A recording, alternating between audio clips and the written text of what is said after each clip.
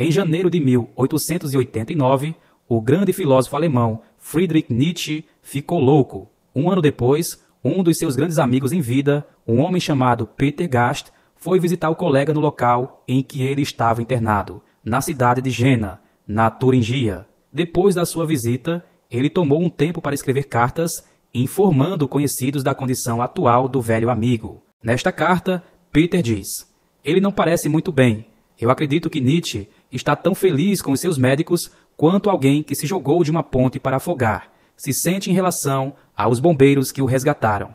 Eu nunca vi Nietzsche em estados que parecem, e me é horrível dizer isso, como se ele estivesse apenas fingindo estar louco, como de alguma forma ele se sentia feliz por estar dessa forma." Até os dias de hoje, o real motivo da loucura de Nietzsche ainda está em muita discussão. A gente meio que não tem como desenterrar um corpo que já há muito tempo foi decomposto, para poder tirar essas conclusões, e as únicas coisas que nos restam são os registros feitos por ele mesmo e por aqueles que viviam ao seu redor. Ainda assim, há muitas pessoas que, com base dos textos de Nietzsche, acreditam que o verdadeiro motivo da sua loucura tenha sido a sua imensa exploração do seu próprio inconsciente, que ao entender tais descobertas, ele teria perdido seu contato com a realidade em suas próprias palavras. "Eu fiz algo que não são todos que irão fazer. Eu desci na profundidade, eu cavei as fundações do meu ser." A jornada interior. Durante todo o nosso período de evolução, o ser humano acabou conquistando todos os cantos do planeta, restando ali poucos locais que ainda não foram explorados com profundidade. Um deles é a própria profundidade dos oceanos, que carregam pressões imensas demais para que a nossa exploração seja possível, se o auxílio de equipamentos que ainda não se tornaram capazes o suficiente de desbravar os oceanos por completo. Para você ter uma ideia, a gente já explorou mais o universo em si do que os próprios oceanos. Porém, tem algo que a humanidade, apesar de estar constantemente conectada a ela do momento do seu nascimento até o seu último suspiro, nunca realmente explorou de verdade, algo que só passou a ser estudado a partir da metade do século XX, que é a própria consciência humana. Muitos, como os monges tibetanos, dedicam a sua vida toda e compartilham esse conhecimento por gerações, na tentativa de compreender aquilo que envolve as profundezas do nosso ser. E mesmo milhares de anos depois, ainda há muito ao que ser descoberto. Ao contrário de explorar o mundo físico que nos cerca, se aventurar nos confins da mente não é uma tarefa fácil. Não existem trilhas, mapas, bússolas ou qualquer equipamento que possam te auxiliar a encontrar o seu caminho. Nessa jornada, cada indivíduo viaja por conta própria, algo que muitos acabam evitando, justamente porque aqueles que mais se dedicam, muitas vezes, acabam encontrando apenas a loucura. Até mesmo os monges, para que façam a jornada em segurança, abandonam vários aspectos da vida que possuíam antes dela e se mergulham por completo nessa aventura, da qual eles jamais retornam, dedicando-se para isso até o fim de suas vidas. Isso acontece porque dentro de nossas mentes existem as mais maravilhosas surpresas, as mais belas das paisagens, a mais tranquila das aventuras. No entanto, da mesma maneira, nos cantos sombrios encontramos nossos traumas, que pintam seus abismos da escuridão de onde nascem os nossos demônios. E por conta disso, mesmo que a jornada para dentro de si mesmo possa resultar na felicidade pura e absoluta, os riscos de encarar o abismo demais e ser tomado pela loucura faz com que a maioria dos seres humanos nunca realmente desejem explorar sua totalidade, se contentando com a existência nos pontos mais rasos da nossa consciência.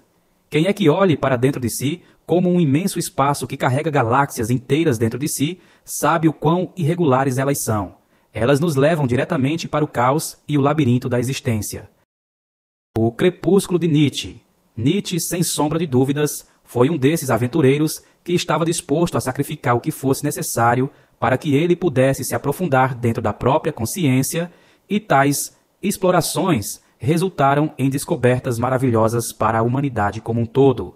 Não é à toa que Nietzsche passou a ser uma das figuras mais importantes da nossa história. Segundo outro grande nome da humanidade, Sigmund Freud, Nietzsche desenvolveu um conhecimento tão profundo de si mesmo do que qualquer outro ser humano que já viveu ou ainda irá viver. Mesmo assim, apesar de ter se aventurado a vida toda na profundidade de si mesmo, quando estava com 45 anos de idade. Suas explorações do introspectivo se transformaram na mais pura loucura. E sabe o que é mais doido nisso tudo? Nietzsche parece prever a sua própria ruína. Em 1881, 8 anos antes dele enlouquecer por completo, Nietzsche escreveu uma carta para um de seus amigos dizendo: há momentos que uma premonição atravessa a minha mente, me dizendo que eu estou realmente vivendo uma vida perigosa, porque eu talvez seja uma dessas máquinas que podem explodir. A noite sombria. Por volta de 1888, as pessoas que viviam na mesma pensão que Nietzsche começaram a se dar conta de que seu comportamento ficava progressivamente mais estranho. De uma hora para outra, Nietzsche parecia ser incapaz de conter uma risada sem fim, que começava do nada, assim como parava, e ele andava pelas ruas gargalhando. Em uma passagem ele escreve: meu rosto fazia caretas contínuas conforme ele tentava conter o meu prazer intenso. Depois de 10 minutos, eu já estava chorando. Com o tempo, Nietzsche parece ter começado a dissociar de seu ego, parando de assinar as próprias cartas com apenas o seu nome, mas usando pseudônimos como Dionísio ou Nietzsche César, ou até mesmo como o Crucificado. Em um Natal, as pessoas que conviviam com ele disseram que ele passou 3 dias e 3 noites inteiras trancado em seu quarto, completamente nu, improvisando em seu piano e cantando e dançando como um homem selvagem que havia sido possuído por demônios.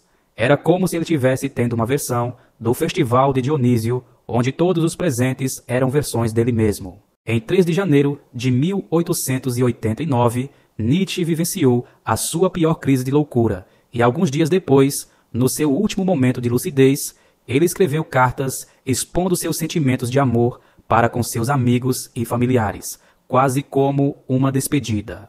Alguns dias depois, no dia 7 de janeiro daquele mesmo ano, um dos seus amigos mais próximos foi lhe visitar. Mas lá, o que ele encontrou não era mais Nietzsche. Em suas palavras, ele está completamente imerso dentro do seu próprio mundo, e mesmo na minha presença, ele não retornou mais dele. Era claro para nós que estávamos ali. Ele estava no abismo de si mesmo. O que aconteceu com Nietzsche? Até hoje não se sabe ao certo o que causou a sua insanidade.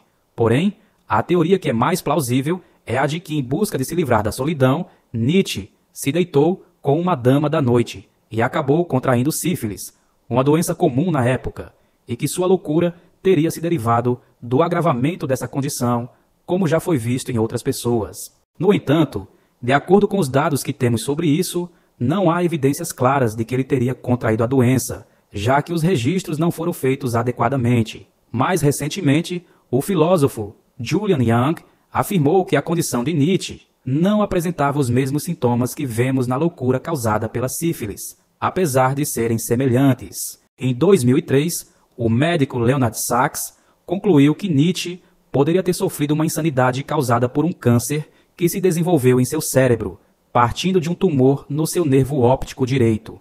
Apesar da ideia do tumor ser mais plausível que a da sífilis, no final das contas também não há evidências suficientes para que possamos dizer isso com certeza, uma vez que não tem como fazer a autópsia de alguém que morreu em 1900. Já faz mais de 100 anos.